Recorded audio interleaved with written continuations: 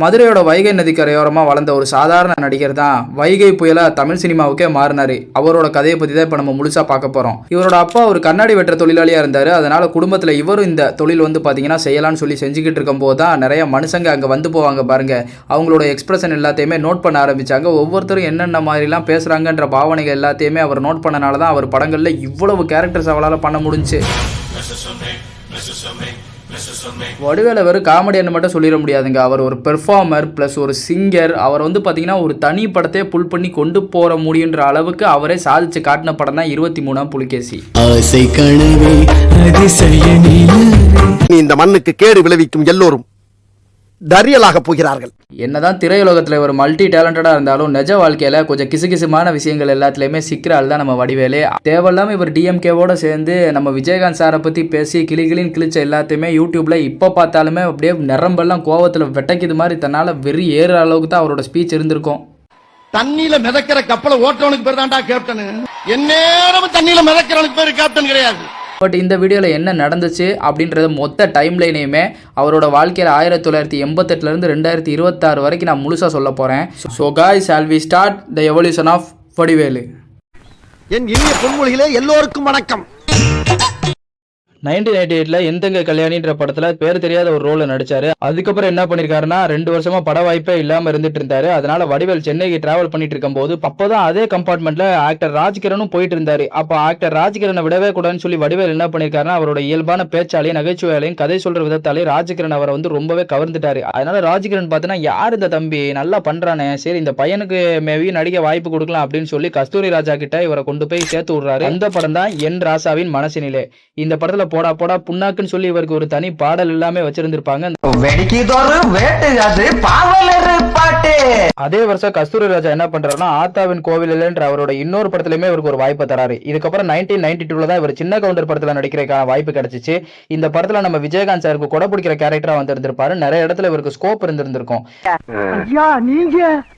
இந்த காலத்துல எவன்டா பூட்டி தூக்குறது 10 ரூபா கொடுப்பான், பேசாம வரணும். ஆனா இந்த ரோல் இவருக்கு கிடைக்க முழுக்க முழுக்க காரணம் யாருன்னு பாத்தீங்கன்னா விஜயகாந்த் அவர் தான். ஏன்னா 2 பேருமே மதுரையில இருந்து வந்தவங்க. அதனால இவங்க 2 பேருக்குள்ள ஒரு நல்ல ஒரு நட்பு ஏற்பட்டுச்சு. அது மட்டும் இல்லாம நம்ம மதுரைக்கார நம்ம ஊருக்கார தம்பி இவ்வளவு திறமையா இருக்கான்னு சொல்லி இந்த பையனுக்கு நம்ம நல்ல வாய்ப்பு தரணும்னு சொல்லி சின்ன கவுண்டர் படத்துல வந்து பாத்தீங்கன்னா அந்நேரம் நம்ம வடிவேல முக்கியமான ரோல் நடிக்க வச்சிருந்திருப்பாரு. ஆனா அன்னைக்கு காலகட்டத்துக்கு சின்ன கவுண்டர் படம் 300 நாட்களுக்கு மேல ஒன்ன மிகப்பெரிய படம். அப்படி ஒரு படத்துல வடிவேல நடிக்க வைக்கிறது சாதாரண விஷயம் கிடையாது. அந்த டைம்ல விஜயகாந்த் சார் மூலியமா அன்னைக்கு காமெடியில பெரிய ஜாம்பவானா இருந்த நம்ம கவுண்டமணி செந்தில் இருக்காங்க பாருங்க, அவங்க 2 பேரும் நடிச்ச ஒரே படத்துல இவரும் நடிக்கிறதுக்கான வாய்ப்பு கிடைச்சு இவருக்கு அந்த படம் மிகப்பெரிய பேரையும் கொடுத்துச்சு. அதே 92ல சிங்காரவேலன் ரிலீஸ் ஆகுது. சிங்காரவேலன் கமலோட படம். விஜயகாந்த் படத்துக்கு அப்புறமா கமல் படம் கிடைக்கிறது சாதாரண விஷயம் கிடையாது. அது மட்டும் இல்லாம அவருக்கு தனித்துவமா அந்த ஹேர் ஸ்டைல், அந்த ட்ரெஸ்ஸிங் அப்படின்ற மாதிரி இந்த படத்துல இவரை காட்ட ட்ரை பண்ணியிருப்பாங்க. அதனால இந்த படத்துல இவர் வந்து பாத்தீங்கன்னா முக்கியமான ஒரு பேர் வாங்குற மாதிரி யார் இந்த பையன் அப்படின்னு எல்லாருமே நோட் பண்ணாங்க. அதே வருஷம் என்னாச்சு அப்படின்னு பாத்தீங்கன்னா நம்ம கமல் இவருக்கு இன்னொரு வாய்ப்பு கொடுக்கணும்னு சொல்லி தேவர் மகன் படத்துல இசக்கி அப்படின்ற கேரக்டர்ல இவரை வந்து கேஸ்ட் பண்றாங்க. ஆனா இந்த படத்துல வெறும் காமெடினா மட்டும் கிடையாது, இவர் ஒரு பெர்ஃபார்மரா ரோலா வேணும்னு சொல்லி இருந்திருக்காங்க. அதனால நிறைய பேர் யோசிச்சிருந்திருக்காங்க, இந்த பையன் பார்க்க ஒல்லியா கருப்பா காமெடியா மாதிரி இருக்கானே, உங்களோட சிங்காரவேலன் படத்துலலாம் காமெடியா நடிச்சிருக்கானே, இந்த பையன் இந்த முக்கியமான ரோலுக்கு எப்படி சரி வருவான்? ஏன்னா கிளைமேக்ஸ்லேயே கமலோட சேர்ந்து இந்த கிளைமேக்ஸை புல் பண்ணது யாருன்னு கேட்டீங்கன்னா வடிவேல் தான். ஸோ அப்படி ஒரு ரோல், சேலஞ்சிங்கான ரோல் அவர் நடிச்சு பாரான்னு நம்ம நினைச்சுக்கிட்டு இருக்கும் போது அதை விட ஒரு படி மேல போய் இவரோட நடிப்பால நம்ம எல்லாருமே அசத்திருந்திருப்பாரு. நீங்க உத்தரவு போட்டா மறுக்க முடியா? உடல் மண்ணுக்கு உயிர் உங்களுக்கு சும்மா சொன்னேன். அப்புறம் 1993ல என்ன இருக்குன்னா கோயில் காலை, ஏழை ஜாதி, சக்கரை தேவன் மொத்தம் 3 விஜயகாந்த் படங்கள் எல்லாம் வந்து பாத்தீங்கன்னா இவரை வரிசையா கேஷ் பண்ணியிருக்காங்க. இதுக்கு காரணமும் விஜயகாந்த் அவர்கள் தான். அதே மாதிரி கமலோட இருந்த இவரோட பாண்டோட காரணமா மறுபடியும் மகாராசன் அப்படின்ற படத்துல இவரோட காமெடி வருது. அதுக்கப்புறம் கார்த்தியோட பொண்ணுமணி, கிழக்கு சீமையில, ராத்திரிக்க நேரமில்லை, மரவன், கோகுலம்னு பல படங்கள் இவருக்கு வந்து பாத்தீங்கன்னா அந்த ஒரே வருஷத்துல கொடுத்துட்டு இருந்தாங்க. அதுக்கப்புறம் 94ல வந்து பாத்தீங்கன்னா இவர் நடிச்ச படங்களோட லிஸ்ட் அதிகம். அதுல மெயினா 94ல தான் இவர் ஒரு தனிப்பட்ட காமெடியனாவே பார்க்க பட்டாங்க. அது வரைக்கும் இவர் வந்து பாத்தீங்கன்னா கவுண்டமணி செந்தில் 2 பேருக்குள்ள வந்து பாத்தீங்கன்னா அடி வாங்குற மாதிரி ஒரு கேரக்டராகவும் அவங்க இருக்கிற படத்துல இவர் சைடு ஆர்டிஸ்ட் மாதிரி தான் கிட்டத்தட்ட காட்டியிருந்திருப்பாங்க. ஆனா இந்த காதலன் படம் மூலியமா தான் என்ன ஆயிருக்குன்னா இவர் ஒரு முக்கியமான ரோல், அதாவது ஹீரோ கூட ஒரு ஃப்ரெண்ட் இருப்பான் பாருங்க, அப்படி ஒரு ரோலை டைரக்டர் சங்கர் இவருக்கு அப்ரோச் பண்றாரு. இந்த படம் ஒரு மாடர்னான ஒரு படம், படமே பாக்குறதுக்கு அவ்வளவு பயங்கரமா இருக்கும். இன்னைக்கு காலத்துக்கு பார்த்தாலும் படம் அவ்வளவு மாடர்னா இருக்கும். பட் அந்த படத்துல வில்லேஜ் லுக்ல இருக்க அந்த வடிவேல் செட் ஆவாரா அப்படின்னு நினைச்சுக்கிட்டு இருக்கும்போது வந்து பாத்தீங்கன்னா அதை விட மேல ஒரு படி போய் அந்த வசந்த் அப்படின்ற அந்த கேரக்டர்ல அவரோட இன்ட்ரோ சீன் இருக்கும் பாருங்க, அப்படியே தலைவன் புல் அப்ஸ் எடுத்துக்கிட்டு அப்படியே மம்மி நான் காலேஜுக்கு போயிட்டு வரேன் அப்படின்னு சொல்லிட்டு போவாரு பாருங்க. அந்த சீன்ல அப்படியே வேற லெவல்ல டக்கரா இருக்கும். இன்னைக்கு வந்து பாத்தீங்கன்னா பல மீம் டெம்ப்ளேட்டுக்கு அந்த சீன்களை தான் யூஸ் பண்ணிட்டு இருக்காரு. மம்ஸ் காலேஜ் போயிட்டு வந்துடுறேன். பாய். இவர் பிரபுதேவாவோட சேர்ந்து டான்ஸ் எல்லாம் போட்டு இருந்திருப்பாரு. அப்போதான் வந்து பாத்தீங்கன்னா வடிவேலுக்கு பிரபுதேவா கூடலாம் டான்ஸ் ஆடுற அளவுக்கு ஸ்கில் இருக்காடான்ற மாதிரி பல பேர் பார்த்து வியந்தாங்க. இதுக்கு இடையில தான் அவர் ஒரு நல்ல சிங்கர். ஏன்னா அவருக்கு ஆக்டிங்க்கு முன்னாடியே சிங்கிங்ல தான் வந்து பாத்தீங்கன்னா ஏகப்பட்ட இன்ட்ரெஸ்ட். அதனால இவர் பாடின பல பாடல்கள் பயங்கரமான ஹிட்டான பாடல்கள் தான் இருக்குது. வருஷம் அவரோட ஏதாவது ஒரு படத்தோட காமெடியில ஏதாவது ஒரு கேரக்டர் வந்து பாத்தீங்கன்னா ஐகானிக்கா அந்த டைம்ல இருந்துட்டு இருந்திருக்கு. ஸோ 95ல பிரசாந்தோட ஆனழகன் படம் வருது. அந்த படத்துல வந்து பாத்தீங்கன்னா ஒரு வயசான கேரக்டர் மாதிரி கெட்ட போட்டு இவர் ஆக்டிங் பண்ணியிருப்பாரு. பார்க்க கிட்டத்தட்ட வயசானவர் மாதிரி தெரிஞ்சிருந்திருப்பாரு. அதுக்கப்புறம் என்ன பண்ணிருப்பாருன்னா ராஜாவின் பார்வையிலேன்ற படத்துல தளபதி 2 பேரையும் ஒன்னா வச்சு அந்த டைம்ல எடுத்த முதல் படம். இந்த படத்துல வந்து பாத்தீங்கன்னா போர் அடிக்காம இருக்கணும்காண்டி வடிவேலோட காமெடி எல்லாத்தையுமே அட்டாச் பண்ண ட்ரை பண்ணியிருப்பாங்க. பட் அந்த வடிவேலோட காமெடி எல்லாமே பாக்குறதுக்கு இன்னைக்கு வரைக்கும் அவ்வளவு சூப்பரா இருக்கும். பகலில் ஆந்தைக்கு கண் தெரியுமா? தெரியவே தெரியாது சார். ஆமைக்கு வேகமாக ஓட தெரியுமா?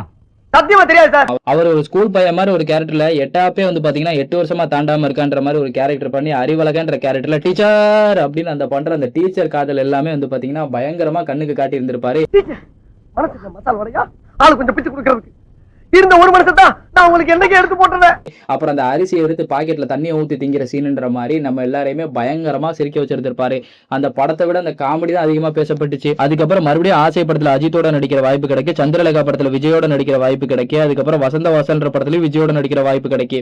அதுக்கப்புறமா அவருக்கு முக்கியமா அவர் வாழ்க்கையை மாத்தின இன்னொரு படம் என்னன்னு கேட்டீங்கன்னா காலம் மாறி போச்சுன்ற படம். இந்த படம் வி சேகரோட படம். வி சேகரோட படம்னாலே வந்து பாத்தீங்கன்னா அந்த படத்துல காமெடி அப்படின்ற எல்லாத்தையுமே தாண்டி ஒரு நல்ல ஐடியாலஜி இருக்கும். அந்த ஐடியாலஜியை காமெடியோட சேர்த்து சென்டிமெண்டோட சேர்த்து நம்ம எல்லாரும் என்டர்டெய்னிங்கா கொடுக்கறதா வி சேகரோட ஸ்டைல். ஆனா வி சேகரோட எந்த படங்களுமே வடிவேல் இல்லாத படங்கள் பார்க்கவே முடியாத மாதிரி தான் இருக்கும். பிகாஸ் வடிவேல் தான் ஒரு படத்தோட பேக் போனே.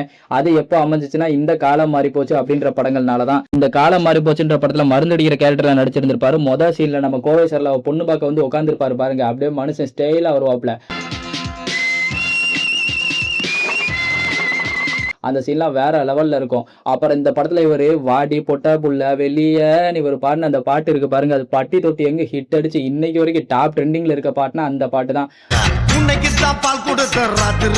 தானே நடிச்சு தானே டான்ஸ் ஆடி தானே பாடி தன்னால உயிரை கொடுத்து மனுஷன் நடிச்சிருந்திருப்பாரு. அதுக்கப்புறம் அதே 96ல வந்து பாத்தீங்கன்னா இவர் டிஃபரெண்டான ஒரு ஆள் மாதிரி நம்ம பார்த்தது காதல் தேசம்ன்ற படத்துல வில்சன்ற ஒரு கேரக்டர். இந்த காதல் தேசம்ன்ற படமும் வந்து பாத்தீங்கன்னா ஒரு மாடர்னான லவ் ஸ்டோரி. இந்த படத்துல எல்லாம் வடிவேல சேர்த்தாங்க அப்படின்னா ரொம்ப லோக்கலா தெரியுமேடான்ற மாதிரி நினைச்சிட்டு இருக்கும்போது வடிவேலோட ஆளு கெட்டப் கேரக்டர் எல்லாத்தையும் மாத்தி அவர் அந்த பஸ்ல வந்து பாத்தீங்கன்னா லெட்டர் கொடுப்பாரு பாருங்க. No, only young girls. அந்த சீன்ல இருந்து அவர் ஒரு பையனை டிரான்ஸ்ஃபார்ம் பண்ணுவார் பாருங்க. அந்த சீன் வரைக்கும் நம்ம எல்லாரையுமே அப்படி புல் பண்ணி இருந்திருப்பாரு. பிளஸ் இவர் ஃப்ரெண்டுக்காக போடுற சண்டை அப்படின்னு சொல்லி இவர் இந்த படம் முழுக்க ஒரு நல்ல பெர்ஃபார்மராகவும் சேர்த்து காட்டியிருந்திருப்பாங்க. அதுக்கப்புறமா மிஸ்டர் ரோமியோன்ற படத்துல வவ்வால்ன்ற கேரக்டர்ல நடிச்சிருந்திருப்பாரு. அதுக்கப்புறம் 97ல நம்ம அஜித்தோட ராசி படத்துல நடிக்கிறாரு. அதுக்கப்புறமா நம்ம அருண் விஜய் கூட கங்கா கௌரி அப்படின்ற ஒரு படத்துல நடிக்காரு.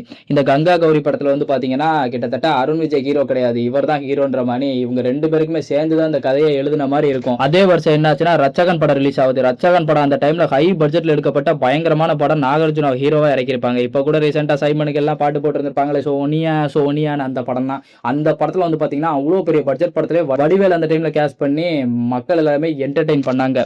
அது மட்டும் இல்லாம அந்த டைம் ரிலீஸ் ஆன படம் தான் பொற்காலம். இந்த பொற்காலம் படத்துல வடிவேலோட ஆக்டிங் இருக்கு எப்பப்பா. நம்ம சேரன் தான் அந்த படத்தை எடுத்திருந்திருப்பாரு. அப்ப சேரனே சொல்லியிருப்பாரு வடிவேல்ன்ற ஒரு காமெடி ஆர்டிஸ்ட தவிர அவருக்குள்ள வந்து பாத்தீங்கன்னா நடிப்பு சக்கரவர்த்தி மாதிரி அவர் ஒரு ஆளு, அவரோட அந்த சைடு யாருக்கும் தெரியாதுன்னு சொல்லியிருந்திருப்பாரு. சொன்ன மாதிரி தான் இந்த படத்துல தங்கச்சிக்கு வந்து பார்த்தோன்னா எங்கெங்கயோ பொண்ணு தெரியலடா, என்னை எங்கடா தேடின, நான் பார்க்க கருப்பா அசிங்கமா இருக்கனால எல்லாம் உனக்கு பிடிக்காதுல அப்படின்ற மாதிரி தன்னை தானே தாழ்த்திக்கிட்டு ஒரு பாவமான கேரக்டர்ல ஒரு சீன் சொல்லியிருந்திருப்பாரு.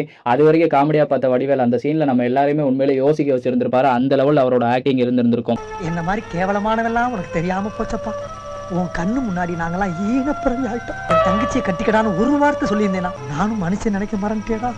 அப்புறம் 1998ல இவருக்கு மொத்தம் 14 படங்கள்ல நடிக்கிறதுக்கான வாய்ப்பு வந்துச்சு. இது மூலியமா வடிவேல் வந்து பாத்தீங்கன்னா மெல்ல மெல்ல பீக்குக்கு போக ஆரம்பிச்சிருந்திருக்காரு. அதுக்கப்புறம் என்ன ஆகுதுன்னா 1999ல இவருக்கு அதை விட அதிகமான படங்கள் 20க்கும் மேற்பட்ட படங்கள் வந்துச்சு. அதுல முக்கியமா பார்க்கப்பட்ட படங்கள் என்ன அப்படின்னு பாத்தீங்கன்னா முதல்வன். இந்த முதல்வன் படமும் வந்து பாத்தீங்கன்னா நம்ம சங்கர் தான் எடுக்காரு. அதனால இந்த படத்துலயுமே நம்ம அர்ஜுனோட சேர்த்து காமெடிக்கு நம்ம ஆளை போட்டிருந்திருப்பாரு. நம்ம வடிவேலு போடா பண்ணின்ற அந்த கேரக்டர்ல பயங்கரமா அந்த ஒரு டைலாக போட்டு மக்கள் எல்லாரையுமே அவ்வளவு என்டர்டெயின் பண்ணி இருந்திருப்பாரு. என்னடா சொன்ன? அதுக்கப்புறமா திருப்பதி ஏழுமலை வெங்கடேசன்ற நம்ம வி சேகரோட படம் மாதிரி ஸ்டைல்லே ஒரு படம் வருது. இதுலயுமே அந்த ட்ரிபிள் ஹீரோன்ற மாதிரி கான்செப்ட். இதுலயும் நம்ம முக்கியமான ரோல்ல யார் நடிக்கிறாருன்னா நம்ம வடிவேல் நடிக்கிறாரு. இந்த படமும் மக்கள் எல்லாருமே பயங்கரமா என்டர்டெயின் பண்ணுச்சு. அதுக்கப்புறம் KS ரவிக்குமாரோட பாட்டாளி படம் மூலியமா வடிவேல் வந்து பாத்தீங்கன்னா வடிவு அப்படின்னு சொல்லி அந்த ஒரு பொம்பளை கட்ட போட்டிருந்திருப்பாரு. அந்த பொம்பளை கட்டப்ல வந்து பாத்தீங்கன்னா காமெடியில கலைக்க இருந்திருப்பாரு. இன்னைக்கு வரைக்கும் அந்த காமெடி எல்லாம் டிவில ஓடிட்டே தான் இருக்கும். தன்னோட வாய்ஸை கூட அந்த அளவுக்கு ஒரு கேர்ள் மாதிரியே மேட்ச் பண்ணி அந்த படத்துல காட்ட ட்ரை பண்ணியிருப்பாரு. அதுக்கப்புறம் 2000 வந்து பாத்தீங்கன்னா இவர் கிட்டத்தட்ட ஆட்சியா பண்ணிட்டாரு அப்படின்னு சொல்லலாம். பிகாஸ் என்னன்னா அன்னைக்கு காலகட்டத்துக்கு பெரிய ஆளா இருந்த கவுண்டமணி செந்தில் 2 பேரோட காமெடி ஒரு கட்டத்துக்கு மேல எடுபடாம 2 பேரும் ஒரு 95 அப்புறமா தனியா ஸ்பிளிட் பண்ண ஆரம்பிச்சிட்டாங்க. அப்படி ஸ்பிளிட் பண்ணி போய் தனித்தனி படங்கள்ல நடிச்சனால அவங்களோட காமெடி அவ்வளவு பெருசா ஒர்க் அவுட்டே ஆகல. அப்படி ஒர்க் அவுட்டே ஆகாத டைம்ல தான் என்ன பண்ணிருக்காங்க, அவங்க அவுடேட்டட் ஆயிட்டாங்கன்னு தெரிஞ்சு வடிவேலை இவ்வளவு படங்கள்ல கேஷ் பண்ண ஆரம்பிச்சிருக்காங்க. இதான் வடிவேலுக்கு பெரிய பிளஸ் பாயிண்டா அமைஞ்சிருக்கு. அது மட்டும் இல்லாம நம்ம கவுண்டமணியோட காமெடின்னு எடுத்துக்கிட்டா அடிக்கிறது, உதைக்கிறது, எல்லாரையுமே கேலி பண்றது, எல்லாரையுமே தாக்குறது, ஹீரோவே வந்து பாத்தீங்கன்னா தாக்குறது, கத்துறது, இந்த மாதிரி ரோல்ல தான் காமெடி அப்படின்ற ஒண்ணு கண்ணில் காட்டிட்டு இருந்தாரு. ஆனா வடிவேல் அப்படின்றவர் தன்னைத்தானே அடிச்சுக்கிறது, தாழ்த்துக்கிறது, எல்லாரும் தன்னை போட்டு அடிக்கிறது, மொத்துறதுன்ற மாதிரி அவரை கேலி பண்ணிக்கிறதுன்ற மாதிரி புதுசா ஒரு விஷயங்களை கொண்டு வந்து இதுதான் காமெடின்னு சொல்லி இவரோட ஸ்டைல்ல கொடுக்க ட்ரை பண்ணாரு. சோ அவரை பார்த்து காப்பிலாம் அடிக்கலன்ற மாதிரி தன்னோட தனித்துவத்தினால மட்டும்தான் வடிவேல் மேல வந்தாரு. அப்ப 2000 வந்து பாத்தீங்கன்னா வெற்றி கொடிக்கட்டுன்ற படம் ரிலீஸ் ஆகுது. இந்த படத்துல துபாய் அப்படின்ற அந்த காமெடி இன்னைக்கு வரைக்கும் வேற லெவல் காமெடி. இந்த படத்துல வடிவேல் அந்த போட்ட காஸ்டியூம் எல்லாமே ட்ரெண்டிங் காஸ்டியூம். அந்த மாதிரி ஒட்டகப்பால்ல டீ போடுறான்னு சொல்லி கொளுத்தி எடுத்திருந்திருப்பாரு. ஒட்டகப்பால்ல டீ போடுறான்னு உனக்கு எத்தனை தடவை சொல்லியிருக்கேன். அதுக்கப்புறம் அதே வருஷம் மாயி படம் ரிலீஸ் ஆகுது. இந்த மாயி படத்துல வந்து பாத்தீங்கன்னா வாமா மின்னல்ன்ற அந்த சீன்ல ஆரம்பிச்சு தன்னால வடிவேல் ஒரு ரோல் பண்ணிருப்பாரு பாருங்க, அந்த மொக்கச்சாமின்னு. அந்த ரோல்லாம் விழுந்து சிரிக்காத ஆளே கிடையாது. சின்ன வயசுல எப்ப டிவி போட்டாலும் அந்த மாயி காமெடி ஒன்னா ஓடி போய் நான் பாத்துருவேன். அந்த லெவலுக்கு அந்த மொக்கச்சாமி காமெடி இருக்கும். அது மட்டும் இல்லாம இந்த மொக்கச்சாமி ரோல்லாம் நடிக்கும்போது வடிவேலுக்கு கிட்டத்தட்ட 40 வயசுன்னு சொல்றாங்க. இதுல நான் முக்கியமான ஒரு படத்தை விட்டுட்டேன். அதாவது 1999ல விரலுக்கேத்த வீக்கம்ன்ற ஒரு வி சேகரோட இன்னொரு படம் ரிலீஸ் ஆகுது. இந்த படம் மாதிரி ஒரு படம் வாழ்க்கையில கிடைக்கவே கிடைக்காதுன்ற மாதிரி ஒரு பெஸ்டான படம்னா அது இந்த படம் தான். அந்த விரலுக்கேத்த வீக்கம்ன்ற படத்துல கப்பாலின்ற கேரக்டர் இருக்கு பாருங்க, தன்னால மனுஷன் விளாண்டுருப்பாரு. தன்னால கோவை சரளாவை போட்டு அடிக்கிறது, மிரட்டுறது, உருட்டுறது, அது மட்டும் இல்லாம அந்த வேலை வாங்கி தரேன்னு சொல்லிட்டு ஒரு ஃப்ரெண்டு கூட்டு போய் பண்ற லூட்டி எல்லாமே வேற லெவல்ல இருக்கும். இது ஃபாரின் சரக்கு. ஃபாரின் சரக்குல சோடா ஊத்துறோம்னா கிக்கு இறங்கிடும். அதுக்கப்புறம் சங்கமம் படம் ரிலீஸ் ஆகுது. சங்கமம் படத்துல ஹரிதாஸ்ன்ற கேரக்டர்ல மக்கள் எல்லாரையுமே சிரிக்க வச்சாலும் கிளைமேக்ஸ்ல அந்த மணிவண்ணன் சீன்ல வந்து பாத்தீங்கன்னா தன்னால அழுது நம்ம எல்லாரையுமே அழ வைக்கிற அளவுக்கு இந்த படத்துல பயங்கர பெர்ஃபார்மரா இருப்பாரு. அந்த 1999ல அவர் பண்ண டிஃபரெண்ட் கேரக்டர்ஸ்னால தான் 2000ல அவர் எங்கேயோ போயிட்டாரு. அப்பதான் வந்து பாத்தீங்கன்னா கிட்டத்தட்ட வடிவேலோட பயங்கரமான வருஷம்னு சொல்லலாம். நம்ம வெற்றி கொடிக்கட்டு மாயி மாதிரி நம்ம கூடி வாழ்ந்தால் கோடி நன்மைன்ற படத்துல பாக்ஸர் கிருஷ்ணனா வந்து கலக்கி இருந்திருப்பாரு. தன்னால இவர் அரட்டா இருக்கட்டும், விவேகெல்லாம் தூக்கி போட்டு மிதிச்சிருந்திருப்பாரு. அந்த மாதிரி ஒரு ரோல்ல பயங்கரமா கலக்கி இருந்திருப்பாரு. அதுக்கப்புறம் சின்ன லோ பட்ஜெட்கள் பண்ணாலுமே ஹை பட்ஜெட் படங்கள் மூலியமாவும் அவர் போக ஆரம்பிச்சிட்டாரு. அப்படி 2001ல அவர் நடிச்ச படம் தான் ஃப்ரெண்ட்ஸ். இந்த படத்துல விஜய் சூர்யாவும் 2 பேருமே வந்து பாத்தீங்கன்னா போட்டு திட்டு நடிச்சிருந்திருப்பாரு. நேசமணின்ற கேரக்டர் எப்போ லாக்டவுன்ல ட்ரெண்டான கேரக்டர் மாதிரி அப்பவே அந்த கேரக்டர் அவ்வளவு செமையா எடுத்திருப்பாங்க. அதுக்குன்னு ஒரு காஸ்டியூம், அதுக்குன்னு ஒரு பேச்சுன்ற மாதிரி. சோ அதுக்கப்புறம் எங்களுக்கும் காலம் வரும், என் புருஷன் குழந்தை மாதிரி, அசத்தல்னு சொல்லி மிடில் கிளாஸ் மாதவன் பல படங்கள் நடிச்சாரு. அதுலயும் மெயினா அந்த மிடில் கிளாஸ் மாதவன் படம் இருக்கு பாருங்க, இதுல விவேக இவரும் பண்ற காமெடியே அவ்வளவு பக்காவா இருக்கும். அதுலயும் நம்ம 6 மணிக்கு மேல ஆனாலே வண்டி ஓடாதுன்ற மாதிரி இவர் பண்ணி குடிச்சிட்டு இவர் பண்ற கலாட்டா எல்லாமே வேற லெவல்ல அந்த டைம்ல ரீச் ஆச்சு. அதுக்கப்புறமா நரசிம்மா, தோஸ்து, மாயன், லவ் மேரேஜ்னு பயங்கரமான படங்கள் எல்லாமே நடிச்சு அசத்திக்கிட்டே இருந்தாப்ல. அதுலயும் சில படங்கள் வந்து பாத்தீங்கன்னா ஓடாம போச்சு. ஓடாம போனாலும் இவரோட காமெடி நல்லா பேர் வாங்குச்சு. அதுல மெயினா நல்லா பேர் வாங்கின படம் தான் தவசின்ற இந்த படத்துல இவர் பண்ற காமெடியில ஃபர்ஸ்ட் சீன்ல அந்த அட்ரஸ் கேட்டு வருவாங்க பாருங்க, அதுல இருந்து கடைசி சீன் வரைக்கும் தன்னால பயங்கரமா பெர்ஃபார்ம் பண்ணியிருப்பாரு. அதுக்கப்புறம் 2002ல இவருக்கு பயங்கரமான வருஷம் சொல்லலாம். அதுல முக்கியமான படம் தான் காமராசி. இந்த படத்துல ரொம்ப எமோஷனலா நடிச்சு நம்ம எல்லாரையுமே கட்டி போட்டிருந்திருப்பாரு. அதுக்கப்புறம் ராஜ்யம், ராஜா, ஸ்ரீ, சூப்பர் ஆன்டி, நைனா, கிங், பகவதி, ஸ்டைல்னு சொல்லி பல படங்கள் நடிச்சிருந்தாரு. அதுல மெயினா பகவதி படத்துல வந்து பாத்தீங்கன்னா 2 கேரக்டர் பண்ணியிருந்திருப்பாரு. அந்த வடிவேல்னு சொல்லி அவரோட கேரக்டர்ல வைப்ரேஷன் ஒருத்தர் வருவாப்ல, அந்த கேரக்டர் சொல்லி நான் தாயா தாதா, நான் ஒரு குட்டி பகவதின்னு சொல்லி இவர் பண்ற காமெடி எல்லாம் பயங்கரமா இருக்கும். அதை விட அந்த வருஷம் பேர் வாங்கின சுந்தரா டிராவல்ஸ் இவர் நடிச்ச அழகப்பன்ற கேரக்டர் அழகான கூப்பிடுறதுக்கு தக்கன படத்துல வந்து பாத்தீங்கன்னா அழகா காமெடி பண்ணியிருப்பாரு. இந்த படத்துல இவர் இல்லைன்னா அந்த படமே இல்லைன்ற மாதிரி இந்த படத்தை எப்ப டிவில போட்டாலும் சிரிக்காத ஆளே கிடையாதுங்க. அதுக்கப்புறம் 2003ல மறுபடியும் விஜயோட நடிக்கிற வாய்ப்பு கிடைக்குது. அந்த படம் தான் வசீகரா. இதுல கட்ட பொம்மன், அதாவது பென்சில்ல மீச வரைஞ்ச கேரக்டர்ல நடிச்சிருந்திருப்பாரு. அந்த கட்டபொம்மன்ற கேரக்டர்ல தன்னால விஜயை போட்டு வைரதா இருக்கட்டும், அரட்டுறதா இருக்கட்டும், பதிலுக்கு விஜய் இவரை தூக்கி சாத்துறதா இருக்கட்டும், எல்லாமே பாக்குறதுக்கு அவ்வளவு காமெடியா இருக்குங்க. இந்த படத்துலயே வடிவேல் இல்லைன்னா அந்த படம் ஓடி இருக்குமா என்னன்னு சத்தியமா தெரியல. அந்த மாதிரியான ஒரு படம். அதுக்கப்புறமா அரசு படம் ரிலீஸ் ஆகுது. அரசு படத்துல பிச்சுமணின்ற கேரக்டர்ல பிச்சு உதறிட்டா மனுஷன். தன்னால அடிச்சாம்பார் அப்பாயின்மெண்ட் ஆர்டர் மாதிரி அந்த காமெடி எல்லாம் அங்க போய் மணி அடிக்க விட்டாங்கன்னு சொல்றதெல்லாம் அவ்வளவு பக்காவா இருக்கும். அதுலயே அதுல கோட்டு சுட்டு போட்டு தலைவன் நடந்து வருவான் பாருங்க. அந்த சீன்ல இவரோட நடிச்ச அந்த சைடு ஆர்டிஸ்ட் என்ன சொல்லிட்டு இருப்பாங்கன்னா, அவர் காலத்துக்கு மேல போட்டு போனதெல்லாம் ஒரே டேக்ல எடுத்தாருங்க. சும்மா அவர் டேக் டு டேக்லாம் எடுக்கல. எப்படி அவர் 40 வயசுல இப்படி காலத்துக்கு மேல போட்டு போனாருன்றதே வந்து பாத்தீங்கன்னா பல பேருக்கு ஆச்சரியன்ற மாதிரி மனுஷன் அவ்வளவு பிளெக்சிபிளா இருப்பாரு. ஆஃப்டர் 40க்கு அப்புறம் தான் அந்த வடிவேலோட கேரக்டர் எல்லாமே வந்து பாத்தீங்கன்னா பயங்கரமா பேசப்பட்டுச்சு. அவர் டாப் காமெடினாவே ஆனாரு. ஆனா எனக்கு சத்தியமா சின்ன வயசுல இவருக்கு வந்து பாத்தீங்கன்னா அந்த டைம்ல வயசு ஒரு 30 தான் இருக்கும்னு நினைச்சேன். எப்படி மனுஷன் உளுந்து புரண்டு அடி வாங்கி இவ்வளவு ரோல் நடிச்சிருந்திருக்காரு. அந்த டைம்ல எல்லாம் மனுஷனுக்கு 45 வயசுக்கு மேலயா நினைக்கிறதுக்கே ரொம்ப ஆச்சரியமா தாங்க இருக்கு இந்த காலத்துல. அதுக்கப்புறமா திவான் படத்துல இவர் சரத்குமார் கூட சேர்ந்து அடிக்கிற லூட்டி இருக்கு பாருங்க. ஐயோ வேற லெவல். இந்த 2003 இவருக்கு டேர்னிங் பாயிண்டா அமைஞ்ச முக்கியமான படம் என்னன்னு கேட்டீங்கன்னா வின்னர்.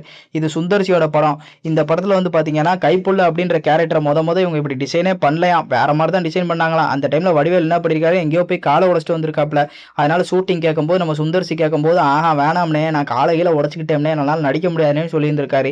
ஆனாலும் ஏதாவது ஒன்று பண்ணிக்கலான்னு சொல்லி நம்ம கைப்புள்ளைய கூப்பிட்டு என்ன பண்ணியிருக்காருன்னா, அவருக்கு உண்மையிலே கால் உடைஞ்ச மாதிரி தான் நான் நடப்பேன், உங்களுக்கு ஓகேவான்னு சொல்லி வடிவேல் நடிச்சு காட்டியிருந்திருக்காரு. இந்த கேரக்டர் நல்லா இருக்கே, நல்லா இருக்கே, இதே மாதிரியே படத்தில் நடிச்சிருவோன்னு சொல்லிட்டு அந்த படம் ஃபுல்லாக அவர் உண்மையிலே நொண்டிக்கிட்டு நடிச்சாருங்க. ஆனால் நொண்டிக்கிட்டு நடிச்சாலும் அந்த படத்தில் அவர் ஓடுறது தாவுறது அடி வாங்குற மாதிரி ஒரு கேரக்டர்லாம் நடிச்சு அந்த டைம்ல அவர் எவ்வளோ பெரிய காமெடின்றது நம்ம கண்ணுக்கு முன்னாடி தெரிஞ்சு. அதுக்கப்புறம் 2004 எங்க என்ன படம் வருது. இந்த படம் மூலியமா வந்து பாத்தீங்கன்னா மயிலுன்ற கேரக்டர், அதாவது நம்ம எஸ்பி கூடயே இருப்பாப்ல அந்த கேரக்டர், இந்த படத்தை அவ்வளவு சீக்கிரம் மறந்துடவே முடியாது. அந்த மாதிரி இவரோட காமெடி எல்லாம் இருக்கும். இதுல மெயினா இவரும் பாண்டியராஜனும் அந்த MS பாஸ்கரும் சேர்ந்து ரோட்ல பண்ற லூட்டி இருக்கு பாருங்க. ஐயோ 100 வாட்டி என்ன 1000 வாட்டி பார்க்கலாம், அவ்வளவு பயங்கரமா இருக்கும். அதுக்கப்புறம் கோவில் படத்துல சிம்போட இணையறாரு. இந்த படத்துல வந்து பாத்தீங்கன்னா புல்லட் பாண்டியா இறங்கி நம்ம எல்லாரையுமே கலக்கி இருந்திருப்பாரு. அதுக்கப்புறம் கம்பீரம் படத்துல ஊமத்துறை பிசியா வந்திருந்திருப்பாரு. அந்த காமெடி எல்லாமே வேற லெவல்ல இருந்திருக்கும். அதுக்கப்புறமா அருள் படத்துல தங்கம்ன்ற கேரக்டர்ல கண்ணில் அந்த இதை வச்சுட்டு அப்படியே பாப்பாரு பாருங்க. அந்த காமெடி எல்லாமே பயங்கரமா இருக்கும். அப்புறம் சைக்கிள் ஓட்ட சொல்லித்தரேன்னு சொல்லிட்டு தன்னால மனுஷன் லூட்டி அடிச்சுக்கிட்டு இருப்பாரு. அதுக்கப்புறம் முக்கியமா மானசன்ற படத்துல பச்சைக்கிளே அப்படின்ற ரோல நடிச்சிருந்திருப்பாரு பாருங்க. ஐயோ அந்த படத்தோட காமெடியா 1000 வாட்டி என்ன 2000 வாட்டி கூட போட்டு நான் பாக்குறேன்ற மாதிரி அந்த பச்சைக்கிளி காமெடி வேற லெவல்ல இருக்குங்க. அதுக்கப்புறமா மதுரை கிரி 2 படம் ரிலீஸ் ஆகுது. இதுல மதுரை படத்துல வந்து பாத்தீங்கன்னா விஜய் கூடயே இருந்திருப்பாப்ல. நம்ம தக்காளியா பிதுக்கி பார்த்து வாங்கணுன்ற மாதிரி காமெடி எல்லாம் பயங்கரமா ஃபன் பண்ணி விஜய் கூட சேர்ந்து அந்த டிவி ரிப்பேர் பண்ற காமெடி எல்லாம் பயங்கரமா இருக்கும். அதுக்கப்புறம் கிரி படம் தான் மறுபடியும் சுந்தர்சி வடிவேல் எங்கேயோ கொண்டு போயிட்டார் மாதிரி அந்த வீரபாகுன்ற கேரக்டர் பயங்கரமா பண்ணியிருந்திருப்பாரு. ஆனா வடிவேல் அந்த கேரக்டருக்காக விக்கே யூஸ் பண்ணலையா, இதை சுந்தர்சியே சொல்லியிருந்திருப்பாரு. அது அவரோட உண்மையான கர்லிங் ஹேரா. அந்த டைம் அவர் சொல்ற அவங்க அக்கால வித்து தான் பேக்கரியை வாங்கினுன்ற ரகசியம் இருக்கு பாருங்க. ஐயோ அந்த காமெடி இன்னைக்கு வரைக்கும் வந்து பாத்தீங்கன்னா எல்லா இடத்துலயும் நினைச்சுதான் நிக்குது. அதுக்கப்புறம் 2005 ஃபர்ஸ்ட் ஐயா படம் ரிலீஸ் ஆகுது. இதுல காரசிங்கன்ற ரோல்ல தன்னால மனுஷன் கலைக்கு இருந்திருப்பார்ல. ஒரு ஓடாத தியேட்டர்ல பழைய படங்களை வாங்கி ஓட்டி வந்து பாத்தீங்கன்னா நம்ம 2 படம் இருக்கு பாருங்க, நம்ம ரஜினியோட 2 படம், அந்த 2 படத்தையும் மிக்ஸ் பண்ணி ஓட விட்டலாம். மக்கள் எல்லாரையுமே நம்ப வச்சுக்கிட்டு இருந்த மாதிரி காமெடிலாம் வேற லெவல். அப்புறம் லண்டன் படம் என்னதான் ஃபிளாப் ஆனாலும் அதுல அந்த வெடிமுத்துன்ற அந்த வக்கீல் காமெடி வேற லெவல்ல இருக்கும். தன்னால மனுஷன் ஜூஸை போட்டு ஆட்டத்தை போடுவாப்ல. அப்புறம் சந்திரமுகி ரிலீஸ் ஆகுது. சந்திரமுகி தான் அன்னைக்கு காலகட்டத்துக்கு மிகப்பெரிய படம். தன்னால அந்த படத்தோட ஸ்டிக்கர்ஸ் அது இதுன்னு வித்து தள்ளுவாங்க. அப்படி ஒரு படத்துல முருகேசன்ற கேரக்டர் இல்லைன்னா அந்த படத்துல வந்து பாத்தீங்கன்னா ரொம்ப டவுட் தான் அப்படின்ற மாதிரி தான் அந்த படம் இருக்கும். அந்த படத்துக்காக பெஸ்ட் பிலிம்ஃபேர் அவார்டே வாங்கினாப்புல நம்ம வடிவேலு. அந்த படத்துல முருகேசன் சொல்லி அந்த கோவாலு பெயிண்ட் அடிக்கிறான்ற காமெடி எல்லாமே வேற லெவல்ல இருக்கும். அதுக்கு அடுத்தே ரிலீஸ் ஆகுது சச்சின். சந்திரமுகி சச்சின் கிட்டத்தட்ட கிளாஸ் மாதிரி தான் ரிலீஸ் ஆகுது. அந்த 2 படத்துலயுமே வடிவேல் இருக்காரு. மெயினா அந்த 2 படத்துலயுமே வடிவேல் படம் ஃபுல்லா இருக்காரு. வடிவேல் தான் மெயினே. அதுலயும் சச்சின் படத்துல ஐயா சாமின்ற ரோல்ல தன்னால கலக்கி இருந்திருப்பாரு. இப்படி ஒரு மாடர்னான படத்துலயும் வந்து பாத்தீங்கன்னா பேண்ட் சட்டை போட்டு டான்ஸ் எல்லாம் போட்டு விஜய் மாதிரி ஆட்டத்தெல்லாம் போட்டு கலக்கி எடுத்திருந்திருப்பாரு. அடுத்து இங்கிலீஷ்காரன் படம் ரிலீஸ் ஆகுது. இந்த படத்துல தன்னால சத்யராஜை வந்து விரட்டுறதுக்காக இவர் பண்ற அட்டூழியெல்லாம் இருக்கு பாருங்க, அவ்வளவு காமெடியா இருக்கும். அந்த ஒரு கையில ஒரு வாக்கி டாக்கியை வச்சுக்கிட்டு தன்னால மனுஷன் ஒரு குரூப்பை வச்சுக்கிட்டு அந்த மேரேஜ் பிளான் போட்டு இந்த பாமெல்லாம் போடுவார் பாருங்க, அதெல்லாம் அல்டிமேட். அதுக்கப்புறம் மலை படத்துல ஜெயம் ரவி எல்லாரோடய வந்து நம்மளை என்டர்டெயின் பண்ணியிருந்திருப்பாரு. தென் மஜா படத்துல புலிப்பாண்டின்னு வந்து இந்த புலிப்பாண்டி பயங்கரமானது ஆனா குழந்தைகளுக்கு கிடையாதுன்ற மாதிரி தன்னால மனுஷன் கலக்கி இருந்திருப்பாரு. அந்த டைலாக் பாருங்களேன், நான் இப்ப கூட சொல்றேன் அந்த மாதிரியான காமெடி. அந்த படத்துல இவரை தூக்கிட்டு போய் தன்னால விக்ரம் வந்து பசுபதியும் மாறி மாறி வச்சு செய்வானுங்க. அப்படி ஒரு படம். அதுக்கப்புறம் 6 படம் அதே டைம் ரிலீஸ் ஆகுது. 6 படத்துல சுண்டி மோதிரம் என்கின்ற சுமோவா வந்தாப்ல. மொதல் சீன்லயே தன்னால ரெமோ மாதிரி வந்தாப்ல. தன்னால அன்னியன் படத்தோட 3 கேரக்டரையும் போட்டு தன்னால மனுஷன் கலக்கிட்டாப்ல. அதுலயும் ஐயங்கார வீட்டு அழகே, ஐயோ ஐயோ சாரி பாடுறதுக்கு மன்னிச்சுக்கோங்க. அந்த மாதிரி தலைவன் வந்து பாத்தீங்கன்னா பாட்டுக்கு பாடி கலக்கி இருந்திருப்பாரு, பொண்ணுங்களை பயங்கரமா உஷார் பண்ணியிருந்திருப்பாரு. அப்புறம் 2006ல் இவருக்கு பயங்கரமான ரோல்னா அந்த நாய்சேகர் ரோல் தான். அதுதான் தலைநகரம் படம். இந்த தலைநகரம் படத்துல நாய்சேகர் அப்படின்னு சொல்லிட்டு தன்னால சினிமால நடிகர் ஆகணுக்காண்டி பல கெட்டப் போடுவாப்ல. கடைசியில நாய்சேகர் அப்படின்னு ஒரு கெட்டப்பை போட்டு தன்னால சுந்தர்ஜியை பாடா படுத்திக்கிட்டு இருப்பாரு. இவரை போட்டு தன்னால வச்சு செஞ்சுக்கிட்டு இருப்பாங்க. அதுக்கப்புறம் 2006ல் திமிரு அப்படின்ற படத்துல வார்டனா வந்திருந்திருப்பாரு. அதே டைம் என்ன ஆகுதுன்னா 2 படம் ரிலீஸ் ஆகுது. ஒன்னு M10 மகன், இன்னொன்னு 23ஆம் புலிகேசி. அதுல M10 படத்துல வந்து பாத்தீங்கன்னா கருப்பட்டி அப்படின்ற ரோல்ல கலக்கி இருந்திருப்பாப்ல. இதுல ஒரு வெறும் காமெடியன் மட்டும் கிடையாது, பெஸ்ட் பெர்ஃபார்மர். ஹீரோவோட அந்த மாமா ரோல நடிச்சிருந்திருப்பாரு பாருங்க. தன்னால நாசர் இவர் கேட்கிற கேள்வியெல்லாம் நாக்க புடுங்குற மாதிரி இருக்கும். கிளைமேக்ஸ்ல அவ்வளவு எமோஷனலா தன்னால மனுஷன் அவங்க 2 பேரும் பஸ் ஏத்தி விடுற சீன்லாம் நமக்கே அழுக வர அளவுக்கு இவர் கண்ணாலே நடிச்சிருந்திருப்பாரு. அப்புறம் சில்லுன்னு ஒரு காதல்ல வெள்ளச்சாமி ரோல்ல வந்து பாத்தீங்கன்னா பம்பாய்க்கு கிளம்பிட்டேன்னா அட்ரோசிட்டி பண்ணதா இருக்கட்டும், பாத்தியார் ரோல்ல தன்னால அந்த 2 பேரை பின்னாடி நடக்க வச்சுட்டு போன காமெடியா இருக்கட்டும், அப்புறம் தலைமகன் சொல்லி பல படங்கள்ல மனுஷன் வந்து பாத்தீங்கன்னா கலக்கிட்டு தான் இருந்தாப்ல. கரெக்டாக 2006ல் புலிகேசி படம் வருது. புலிகேசி படத்துக்காக வடிவேல் வால் சண்டை குதிரை ஓட்டுறது தன்னை மொத்தமாக ரெடி பண்ணிட்டு தான் அந்த படத்துக்கே நடிக்க வந்தார். மொதல் ஒரு காமெடியன் இவ்வளோ பெரிய படத்தை கையில் எடுத்து நடிக்கிறது இதுதான் ஃபர்ஸ்ட் டைம். ஆனால் நினச்சதை விட பயங்கரமான ரெஸ்பான்ஸ். அன்னைக்கு இருக்கிற மிகப்பெரிய நடிகர்களுக்கு இணைய அந்த படம் ஓடுது. வடிவேல் ரெட்ட வேடத்தில் புலிகேசி அப்புறம் உக்கிரபுக்தன்னு அநியாயம் பண்ணுறவன் ஒருத்தன், அதை தட்டி கேட்குறவன் ஒருத்தன் 2 கேரக்டரையும் கலக்கி இருந்திருப்பாரு. அப்புறம் அந்த BGM போடுங்களேன். இதுக்கு நான் அடிட்டுங்க. பார்க்குறதுக்கு வரலாற்று படமானே தெரியணுக்காக அந்த படம் முழுக்க ஒரு சூப்பரான கலர் கிரேடை யூஸ் பண்ணியிருப்பாங்க. இது ஒரு பிரில்லியண்டான ஐடியா. சிம்புதவன்கிட்ட இருந்து இப்படி ஒரு படத்தை யாருமே எதிர்பார்க்கல. அன்னைக்கு மிகப்பெரிய டேரக்டராக இருந்த சங்கர் தான் வடிவேலை நம்பி இந்த படத்தை ப்ரொடியூஸே பண்ணியிருக்காரு. ஸோ மிகப்பெரிய லாபத்தையும் இந்த படம் மூலியமாக எடுத்தார். அது மட்டும் இல்லாமல் இந்த படத்தில் பாட்டுகள் எல்லாம் பட்டையை கலப்புச்சு. இந்த மூவி தான் அவருடைய ஹீரோ எவல்யூஷனுக்கு ஸ்டார்ட் ஆன ஃபர்ஸ்ட் மூவி. தென் 2007ல் போக்கிரி படத்தில் பாடி சோடான்ற ரோலில் கலக்கியிருப்பார். அதுக்கப்புறம் ஆர்யா படத்தில் ஸ்னேக் பாபுவா வந்தார். சீனா தானா நாட் ஒன்றில் சீனிச்சாமியாக வந்தார். மருதமலை படத்தில் என்கவுண்டர் ஏகாம்பரமாக வந்து கலக்கி எடுத்திருப்பார். அப்புறம் வேல் படத்தில் குழந்தைச்சாமியாக வந்திருப்பார். அப்புறம் தவம் படத்தில் கீரி புள்ளையா வந்திருப்பார். அப்புறம் கருப்பசாமி குத்தகத்தார் படத்தில் படித்துற பாண்டியா வந்திருப்பார். அப்புறம் வியாபாரி படத்தில் திகில் பாண்டியா வந்து மிரட்டி விட்டுருந்துருப்பார். இந்த 2007ல் இவர் பண்ண எல்லாமே ஐகானிக்கான ரோல். ஸோ காமெடிக்கு தக்கன அந்த படங்களுமே பயங்கர ஹிட்டாக ஓடிச்சு. அதனாலே 2008ல் என்ன ஆகுதுன்னா இந்திரலோகத்தில் நான் அழகப்பன் அவரோட 2வது படத்தோட அனௌன்ஸ்மெண்ட். இந்த படத்தை யார் எடுக்கிறாரு அப்படின்னா தம்பி ராமையா தான் எடுக்கிறாரு. இந்த படத்தில் மொத்தம் இந்திரன், யமதர்மராஜா, அழகப்பன் 3 கேரக்டர் நடிக்காரு. இது 1956ல் வந்த ரம்பையின் காதல்ன்ற படத்தை உல்டா பண்ணி எடுத்த படம் தான். இந்த படம் ஒரு ஃபேண்டசி காமெடி படம். இந்த படம் மூலியமாக தான் சொர்க்கம் எப்படி இருக்கும், நரகம் எப்படி இருக்குன்ற மாதிரி சின்ன வயசில் நம்ம பார்த்துருந்துருப்போம். அது மட்டும் இல்லாமல் அந்த படத்தில் வர ஹீரோயின்லாம் சூப்பராக இருந்திருப்பாங்க. இந்த படத்தோட ஃபர்ஸ்ட் சாங்குக்கே அன்னைக்கு டாப் ஹீரோயினாக இருந்த ஸ்ரேயாவே வந்து வடிவேல் கூட பேர் பண்ணி குத்தாட்டம் போட்டிருப்பாங்கன்னா பாருங்களேன். ஆனால் ஸ்ரேயாவே வந்து வடிவேல் கூட பேர் பண்ணி ஆடுற அளவுக்கு அந்த டைமில் வடிவேல் உண்மையிலே ஹிட்டாக இருந்திருக்காருங்க. ஆனால் இந்த படம் நினச்சதை விட பயங்கரமான ஃபெயிலியர், பயங்கரமான ஃப்ளாப்பு. இந்த படம் வடிவேலுக்கு வந்து பார்த்தீங்கன்னா பிக்கஸ்ட் ஃப்ளாப்பாக ஃபஸ்ட்டு அமையுது. சரி காமெடியாகவே பண்ணுன்னு சொல்லிட்டு தீக்குச்சி படத்தில் குறவன் அப்படின்ற ஒரு கம்யூனிட்டி வச்சு ஒரு காமெடி பண்ணியிருந்திருப்பாரு. அந்த படத்தில் அவர் பேசப்பட்ட விஷயங்கள் எல்லாமே நல்லா இருந்துச்சு. அதுக்கப்புறம் காத்தவராயன் அப்படின்ற படத்தில் காடுவெட்டி கருப்புன்ற கேரக்டரில் கரண் கூட வந்து கலைக்கு இருந்திருப்பாரு. அப்புறம் முனியாண்டி விளங்கியல் 3ஆம் ஆண்டு படத்தில் சொரிமுத்து ஐயனார்னு சொல்லி தன்னால் மணி அடிச்சுக்கிட்டு திரியிற சாமி மாதிரி மணியை மண்டையில் கட்டி தொங்கி விட்டுட்டு இருப்பாரு. அப்புறம் குசேலன் படத்தில் சலூன் கடை சண்முகம்னு சொல்லி ஒரு மோட்டிவேஷன் ஸ்டோரியை போட்டு சோனாவை தூக்கிட்டு போய் தலைவர் செம்மையாக வாழ்ந்திருப்பார். அதுக்கப்புறமா சேவல் படத்தில் வந்து பார்த்தீங்கன்னா தங்கவேலுன்னு சொல்லிட்டு உன்னை யார் அடித்தா பின்னாடி கோழி கிடிச்சான்ட்டு சொன்ன மாதிரி மனுஷன் வந்து பார்த்தீங்கன்னா படம் ஃபுல்லாமே ஃபன் பண்ணி பரத்துக்கு ஒரு அண்ணன் மாதிரி நடிச்சிருந்திருப்பார். ஸோ அதுக்கப்புறம் கடைசியாக வருது எல்லாம் அவன் செயல். அந்த படத்தில் வண்டு முருகன் சொல்லி வந்து கலக்கிருந்திருப்பார் காமெடியில். அதுக்கப்புறம் 2009ல் என்ன ஆகுதுன்னா வில்லு படத்தில் விஜய் கூட மறுபடியும் இணையிறாரு. இந்த படமே வந்து பார்த்தீங்கன்னா பார்க்குற மாதிரி இருக்காது. இந்த படத்தில் நயன்தாராக்காகையும் கொஞ்சம் வடிவேல்காண்டையும் கொஞ்சம் விஜயோட மாசுக்காண்டையும் தான் இந்த படமே பார்க்குற மாதிரி இருக்கும். அப்படின்றப்போ வடிவேல் இந்த படத்தில் கொஞ்சம் ப்ளஸ் பாயிண்ட் அமைஞ்சாப்புல. மாடசாமின்ற கேரக்டர் நல்லா இருந்துச்சு. அதுக்கப்புறம் இவர் இந்த படத்தில் பில்லா கேரக்டர்லாம் வந்து அஜித்தை கலாச்சிருந்திருப்பாரு. அந்த சீனெல்லாம் தூக்கிட்டாங்க. இதுக்கு இடையில தான் இவர் அஜித் என்ன பண்ணியிருப்பாரு, ஒரு இன்டர்வியூவில் வந்து கலாச்சி விட்டுருந்துருப்பார். அவர் இப்படி தான் உட்காருவாருன்னு சொல்லி. இதுக்கு காரணம் அஜித்துக்கு இவருக்கும் வந்து பார்த்தீங்கன்னா முன்னாடி ஒரு மனஸ்தாபம் இருந்திருக்கு. அஜித் அதுக்கப்புறம் தான் இவர் கூட எனக்கு செட் ஆகல, நடிக்க வேணாம்னு சொல்லியிருக்காரு போல. அதுக்காக அவரை கலாய்க்கிற மாதிரி விஜய் படத்தில் பண்ணி அந்த சீனை சென்சார் பண்ணி தூக்கிட்டாங்க. அதுக்கப்புறம் வெடிகுண்டு முருகேசன் படத்தில் அலாட் ஆறுமுகன்ற ரோலில் வந்து எல்லாத்தையும் ஆட்டையை போட்டு கலக்கி இருந்திருப்பாரு. அதுக்கப்புறம் கந்தசாமி படத்தில் தேங்காய் கடை தேனாப்பேன்னு சொல்லிட்டு ஃபஸ்ட்டு சீன்லேருந்து கடைசி சீன் வரைக்கும் மனுஷன் அந்த படத்தில் வேற லெவல் பண்ணியிருந்திருப்பாப்புல. அதுலேயே அந்த தண்ணி அடித்து ஆடுற காமெடிலாம் வேற லெவலு. அப்புறம் பேராண்மை படத்தில் வெறும் காமெடிக்காக மட்டும் இல்லாமல் நம்ம எல்லாரையும் சிந்திக்க வைக்கிற அளவுக்கு நிறைய வசனங்கள் பேசி ஒரு கம்யூனிட்டியை பேஸ் பண்ணி அந்த படத்தில் அவர் ஒரு கேரக்டரை காட்டியிருந்திருப்பாங்க. அந்த கேரக்டரில் அவர் பின்னி எடுத்திருந்திருப்பாப்புல. அதுக்கப்புறம் ஜெகன்மோகினி படம் ரிலீஸ் ஆகுது. ஜெகன்மோகினி படம்லாம் நமிதா காண்டி தாண்டா பார்த்தோன்னு சொல்கிறதையும் தாண்டி வடிவேலுக்காண்டி லைட்டாக பார்க்கலான்னு சொல்கிற மாதிரி வடிவேலோட அந்த காமெடி எல்லாமே பார்க்குறதுக்கு அவ்வளோ நல்லா இருந்துச்சுங்க. அதுக்கப்புறம் ஆதவன் படத்தில் பேனர்ஜின்ற கேரக்டரில் வந்து ஆதவன் படத்தையே புல் பண்ணிட்டாப்ல. அப்புறம் மலமலன் 2009 படம் நடிச்சிட்டு இருந்த மனுஷன் 2010 வெறும் 4 படம் தான் நடிக்காரு. காரணம் அவர் அந்த டைமில் தான் அரசியலுக்குள்ளே கொஞ்சம் ஈடுபாடாக இருந்தாப்புல. அந்த டைமில் 2010 ரிலீஸ் ஆன படம் தான் கச்சேரி ஆரம்பம், சுறா, தில்லாலங்கடி, நகரம் மறுபக்கம். இதில் சுறா படத்தில் அம்பர்லான்ற கேரக்டரில் வந்து தன்னால் மனுஷன் கடுப்பேற்றிருந்திருப்பார். அந்த படமே வந்து பார்த்திங்கன்னா பார்க்குற மாதிரி இருக்காது. அந்த படம் விஜய்க்கே பயங்கரமான ஃபெயிலியர் படம். இதில் இவரோட காமெடி வேறு வந்து பார்த்திங்கன்னா தன்னால் சோதிக்கும். அப்புறம் கச்சேரி ஆரம்பம், தில்லாலங்கடின்ற படத்தில் காமெடிலாம் நல்லாவே இருந்தாலும் அந்த படம் சரியாக எடுபடல, ஃப்ளாப் ஆயிடுச்சு.